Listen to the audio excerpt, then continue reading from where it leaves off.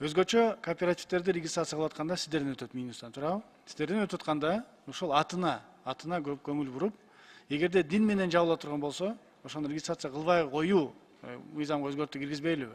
Анткени мына дин менен жабынып, ислам менен жабынып, мен жана айткан бир кооператив артынан процент менен берилбейт экен деп, керек болсо айыл-айылда молдолор кирип кетиптир ошол жергечи.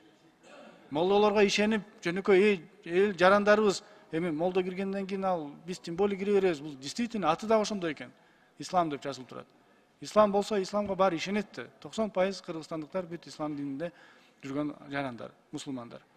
Атына ишенип, бул действительно реалдуу экен деп. Жана мен айткандай копияларын баарын таратып коюптур мына. Регистрация болгонбузда Минюста деп. Айыл жергелеринде регистрация болсо, демек болду экен, бул реалдуу экен, официальный экен деп эл баары алып акчасын салып өттү. Мен жана туура эмес айта алыпмын 20 миллион деп. 256 миллион доллар азыр элге карыз экен. Элестетип көрүңүз ошол сумманы эми. Бул дагы бир чоң жана бомба келатат. Ошондуктан ошол сунушту эгерде туура көрсөңүздөр, азыр мыйзамга өзгөртүүнү пакет менен дагы артынан алып келе калайлы. Регистрация кылып атканда мен ойлойм бул конституцияга каршы келбестир.